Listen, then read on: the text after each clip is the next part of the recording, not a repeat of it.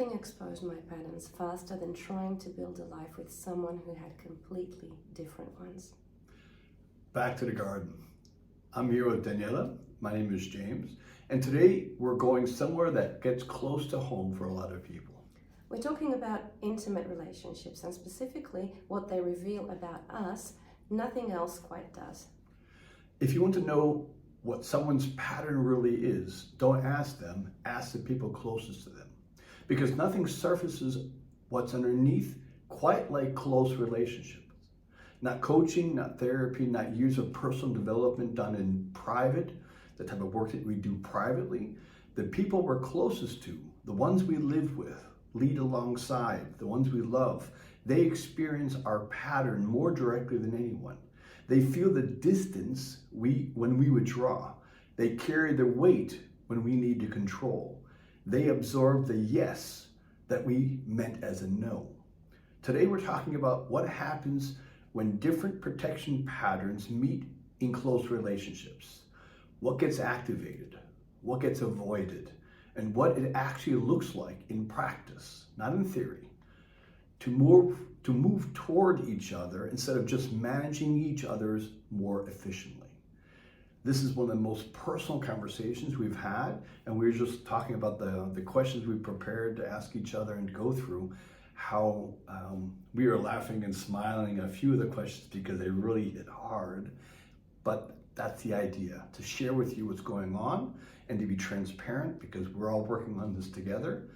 And what we're gonna be looking at are some of the most difficult personal conversations we've ever had, and we're not gonna hold anything back. We're just gonna share with you our thoughts and go through the questions, and hope you enjoyed this episode. James, what have you discovered about yourself through close relationships that genuinely surprised you? I haven't had very many, but those are really open up and allowed to get close. I realize what it means to rest. I don't know what rest really means because I'm a workaholic. That's my protection patterns. I just get to work and get things done. I'm a performer in that sense and a protector. So I have both these patterns that I want to protect the environment. I want to perform in the environment. So I don't get much rest. So when I find a relationship, like for example, Rick Campbell, he's one of my oldest friends. Him and I, we can sit and do nothing. We call it doing nothing, but it's actually doing something. We're actually resting and just be in the same room and just rest without saying a word. And that's generally surprised me because I've recently realized that again, I just haven't had much close enough relationships to be able to actually rest. And that is what's generally surprised me over all these years, is that for me, it's being able to rest in the relationship, not to have to perform, not have to protect, just to generally rest. Talking about the rest, well, that's an incredible thought when I think about our whole topic, back to the garden, because when we go back to Genesis, rest is what God made man for, and God rested after creation. So rest was the ultimate plan for mankind before the fall. So experiencing that in close relationships, but I think that could be a topic itself for another podcast. Yeah, definitely. But that's just what moved my heart right now when you spoke about rest. In really close relationships, I discover that I can be safe, that I can be vulnerable, that I can just reveal to the other person who I really am without the fear of being exposed or ashamed. And I also didn't have many relationships like this in my life. I was very careful, letting people so close to actually know me. Yeah, I think we're not the only ones. I think there's a lot of people, a lot of listeners, they go through life using patterns like we develop as kids, and we take these patterns in as adults, and we never mature past these patterns because they are our blind spots, the patterns that we have. So I think that's going to be key. to really help the listeners and readers and those engaged to help them figure out what are their patterns. But when it comes to relationships, what does a close relationship like your partner typically do or not do that activates a protection pattern? And how do they do that that's most reliable that it will come up? It's like, what are those triggers that someone in your relationship that your relationship with, what do they do most reliably to trigger or not do or trigger a protection pattern? Well, I believe it all depends on the protection pattern we have. My protection pattern is a withdrawer, so when my close relationship partner confronts me or acts in a way that I do not agree with or I feel somehow endangered, that's the moment that I will most reliably withdraw. Yeah, for me, very similar. For me, is I get the protector pattern is more like when I'm protecting an environment or protecting a team, or I have a huge desire to protect my people who report to me from those who I have to report to.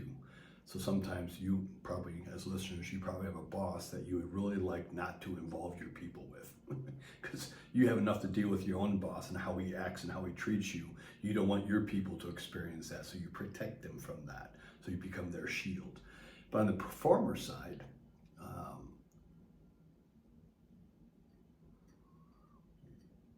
what for me it's what they don't do. It's like or not do. I pull out my performer pattern when there's a gap or a void of doing something. For me, making the conscious effort to rest, I have to plan that. I'm a planner. So if I plan rest, which I'm learning to do, I plan the rest, and I really need some time to get into my rest pattern to say, now I'm making the intentional decision to rest. So let's rest.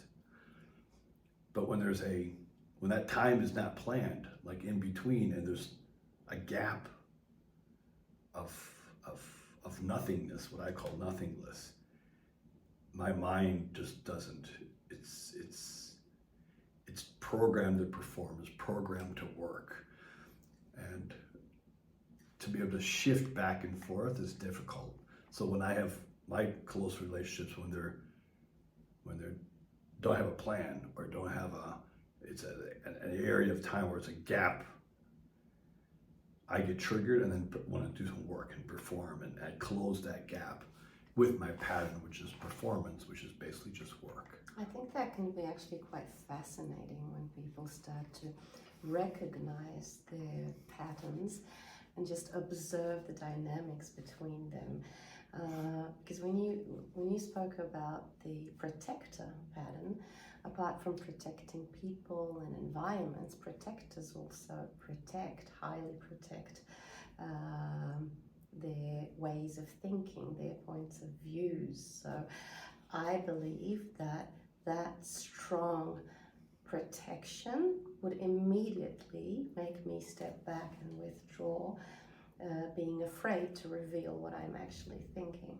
So this dance between patterns, and I believe that as many people listening to us, there are so many patterns, and the combination between different patterns, that's what makes it actually quite fascinating to reveal, to study, to learn, and then learn how to overcome that together. Yeah, I think that's the hardest part, is trying to find that rhythm or that common language where, in German we say hoppala, the pattern has revealed its ugly head. Yeah, the pattern has come up, and they're colliding at the moment. And the question is who realizes that first? Whoever realizes it first, it's a blessing, I believe. It can be. That's the first moment when we can actually just stop for a second, take a deep breath, and realize uh, it's not some bad intentions, but just the pattern hitting in the moment. Yeah. And that pattern comes from years of practice and years of perfection. That pattern could have nothing to do with the situation, but the situation looks much worse than it is because the protection pattern has come up and taken over. But carrying all that historical baggage from that pattern makes it a mountain out of a molehill. Oh, that's another great topic. Like, how much have we integrated that pattern with ourselves, and are we willing to let it go? Has it become a part of ourselves? Because sometimes we're holding on to certain patterns and we don't want to let them go. So no, we don't want to, because they're easier. It's easier to keep the patterns.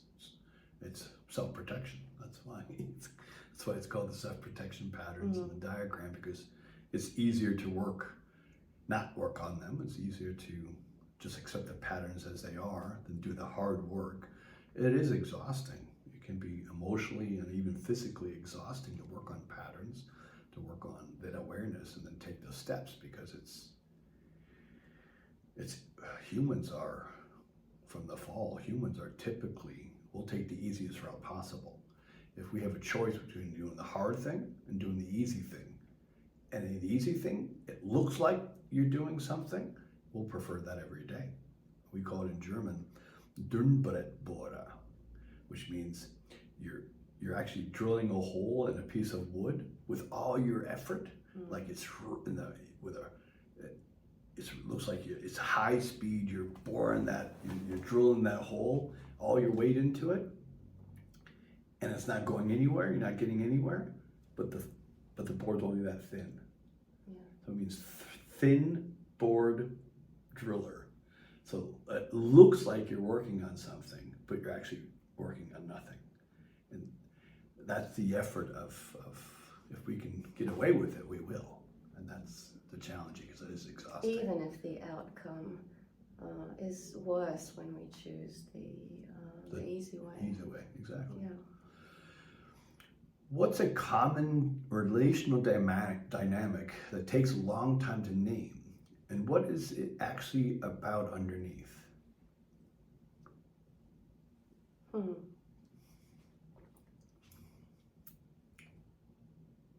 Because we're talking about relational dynamics, so what takes, what is a common dynamic that takes a long time to actually name? And because we'll name it, but what's the root cause of that? What's so a common dynamic? I believe that the common dynamic is just seeking in the other person, looking for flaws in them, sometimes even looking for intentional actions, while in reality it's a whole story that has been piled up, our life experiences and wounds that just hit in certain situations. And in my case, that took me a long time to reveal that, even in situations that from my point of view, even from my friend's point of view, they seemed like good in essence, being resilient, being able to push through difficult situations, but it was actually running away from making hard decisions. It was actually running away from getting to know myself and heal my wounds. So I believe everything that's underneath goes back to our earliest wounds that we've experienced. And we transfer them to the current. And we don't want to accept that. We transfer them because we are doing the work. Like even in self-development, we're taking the steps. So in our mind, we are taking the steps, but in reality, we're still playing the same patterns. Over and over again, yeah. Yeah. I think for me, a common relational dynamic is either the willing or the unwilling shaming, where certain weaknesses are brought into the weaknesses or even strengths can be brought into a discussion, brought into a fight, brought into a situation where then one person reacts unexpectedly. They react not as intended. But the question is what's really below that shame is the fear of being known, fear of accepting the other person's perception. Yeah, I'm just thinking that fear of being known, it usually comes up when in the relationship dynamic there's one person doing the job and the other one isn't. If both are aware of their own patterns, it's much easier to reveal ourselves in that difficult truth, because that creates trust that there's a bigger chance that I will be accepted in those vulnerable, sometimes shameful places that I tend to hide. I think one thing I realized over the last few years is also that there has to be common denominators in the relationship to be able to help those patterns become manageable or work on those patterns. And how does a person's faith, regardless of what the faith is or what the person believes in, because everybody has a faith in something, how does that intersect with relationship patterns? Does that faith help that people see more clearly, or can it give people language to avoid looking? I believe both. It all depends how we want to use faith. So if we use faith to direct us into the truth, then faith will help us see more clearly. But if we use faith and we choose certain areas that are supposed to prove our point, then it might just strengthen the avoidance. But I'm also thinking that when two people share their beliefs, share their faith, it makes it much easier to see more clearly. In my situation, in some close relationships in my past, when that faith was not a common base, it was mine, that was the area of division, actually, because my faith helped me see myself more clearly, because as a Christian I look into the Word of God and I allow the Word of God to cleanse me and to confront me and to reveal to me my beliefs and who I am in God's eyes. But when the other person does not share that faith, that would only bring more tension and more misunderstanding and more hostility eventually in the relationship. Yeah, I totally agree. Faith has such even different, having people with different faiths, the faith can drive your viewpoint, it can drive your mentality, it can drive your decisions, it can drive so much. And if there's not a common language about faith, regardless of what faith it is, if there's not a common language about either they built enough maturity to allow other person's faith positions to stand where they are and just accept them for that's what they understand at the moment, because no one knows everything. That can trigger patterns, that can help patterns, it can be detrimental. I mean, I've got enough stories where my certain theological positions have put me into discussions or into arguments or has brought me together with other people because we share then a common view, on depravity, or a common view on God's sovereignty. And then there are other people who are totally against the views. And the question is there enough maturity on both sides to actually find the common denominators versus looking for the difference in what a person believes? And that's the most challenging, because deep down, regardless of what faith you have, you still have the common denominator that all humans have, which is the desire to be right, the desire to be in the focus point. Is called ego. It's the one. That's why it's one. We have a desire to have everything circle around the one being, which is me. Yeah, and when you connect that to the second need we all have, the desire to be known and the ego, that actually that creates a conflict, because we want to be known, but oftentimes we want to be known like the way we want to be known. Exactly. Not truly. And that known is the question, is that the driver of wanting to be known is the ego.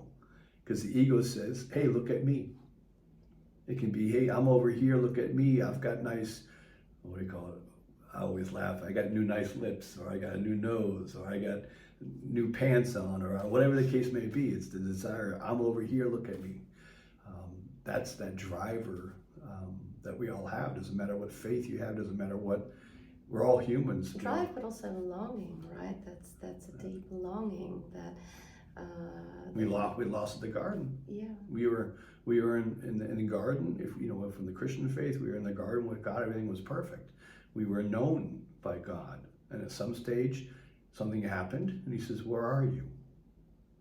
We're no longer known by God. Yeah, we covered up. And we are covered up. Yeah, and that longing to be known back in the state that we were once known is given to all humans, regardless of your faith. Interesting enough, because I study theology, not only Christian theology, I study different types of theology to understand why they believe what they believe. Interesting enough, all faiths that I've ever studied have the same very similar golden rules. All over, you find them all over the place, and a desire, or the desire to be known by their Creator.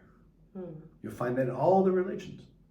It's interesting that they have, all the religions have a similar tendency that shows a loss of being known, and then a desire to be reconnected with their ultimate faith, their ultimate God, their ultimate, what they believe in. It's about being reconnected to that. It's interesting. You look at all the faiths, they're all built that way. Yeah, and that's what we're looking for through our whole life. Like, it never stops. James, what's the most significant shift you've seen in a close relationship when someone starts doing the inner work? Not a behavior change, but something deeper. I know for me, what I also witness by other people, like when I work with other people, is that even hard for me to say it, when they start doing the inner work, they start being graceful with themselves, applying grace to themselves to give them space to grow, and that has an effect, that has a behavioral change within anyways, but the root cause, the root driver of that change is the application of self-grace. I would say not self-grace, but being graceful with oneself. And when that happens, when that person does the inner work and is graceful with themselves and allows themselves to be wrong, allows themselves to work on things, allow themselves to be upset, allow themselves, doesn't matter what it is, but they allow themselves and they learn to voice that in a proper manner, it changes the dynamics of everything. That's it shifts the maturity of that relationship. But it's the toughest because it's easier to be self-critical. People say it's easy to be other-centered critical. But when anybody asks people deep down, why are you so critical with that other person or that situation? It's because they're actually self-critical and they're just applying it outwardly, pointing the finger somewhere else. But it starts inside. It starts with the person first. They become self-critical, they become self-aware, and then they don't like what they see, so they point the finger, they point the direction and deflect. And then when grace is applied to oneself, that deflection can't happen. It kills the end. It allows you to breathe. It allows you to rest, actually. That's for me. When that happens in a relationship, a shift to the next level actually is possible. I'm also thinking about those situations when one person starts doing the inner work, but the other doesn't. And that brings division, that brings even more division, which is not necessarily bad, because even Jesus said that he didn't come to bring only peace, right? He came to bring division. So in that sense,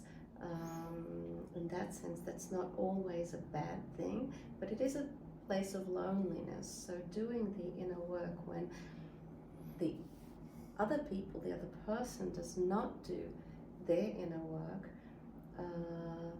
just separates, and we start to experience loss in our life. We just lose people in our life.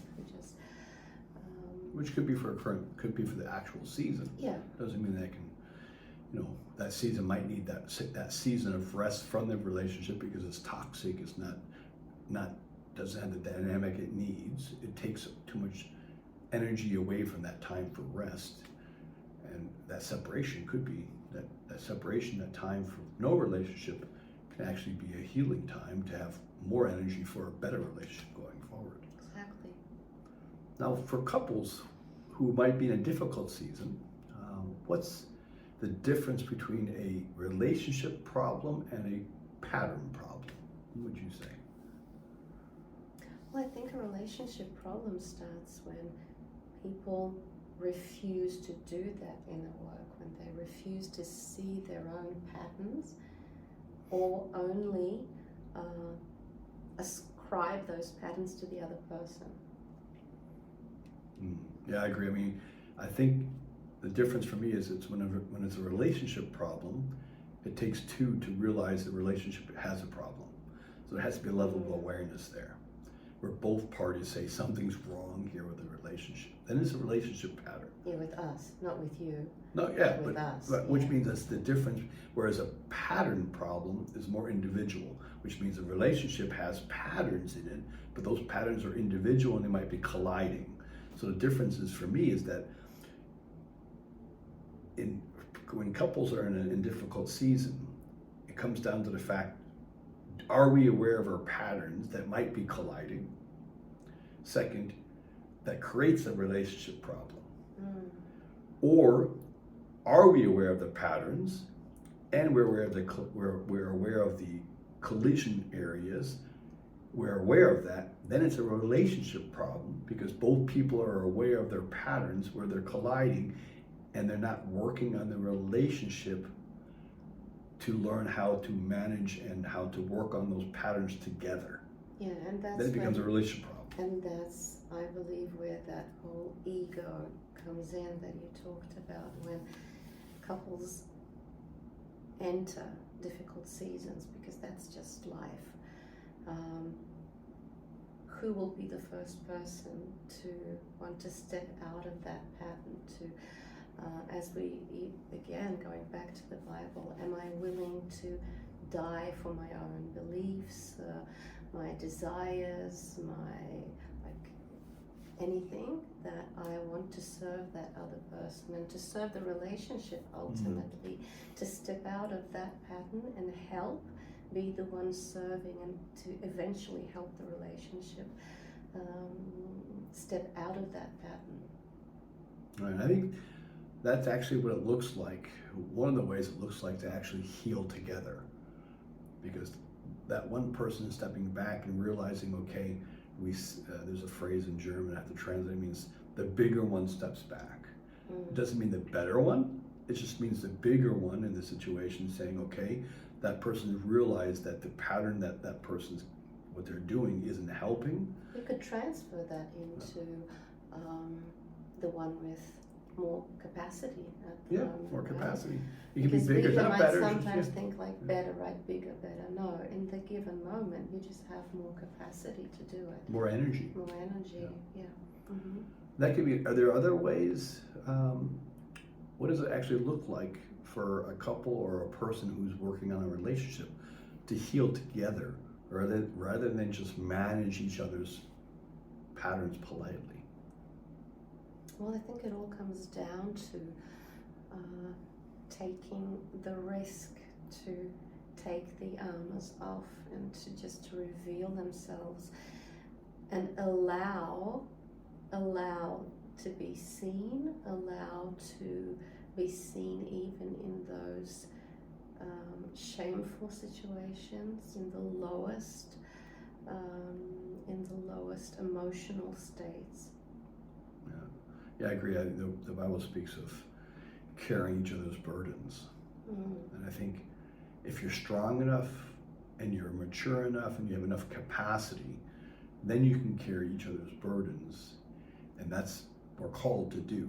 But we're also called to do it in His strength, not our strength.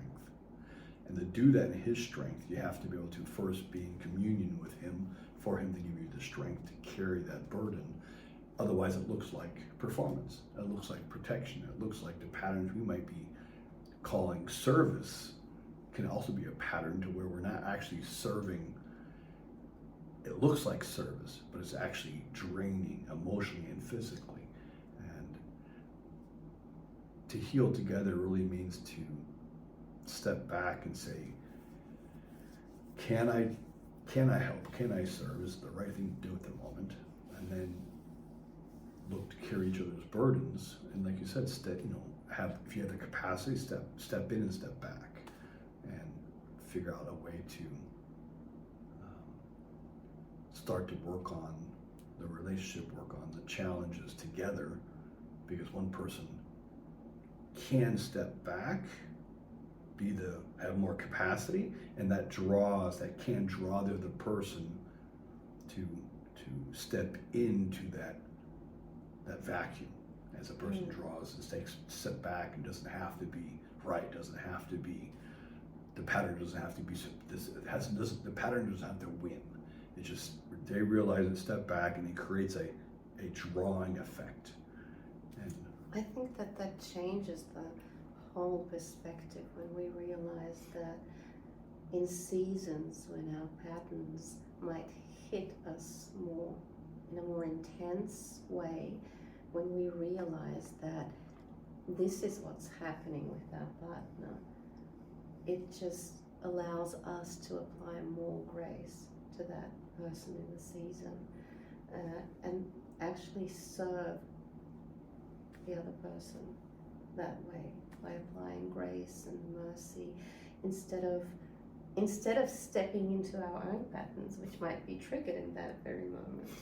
But the awareness is, which, stepping in your own patterns is, I would say, from my theological views, making the conscious decision to step into the pattern is what the ego drives us to do.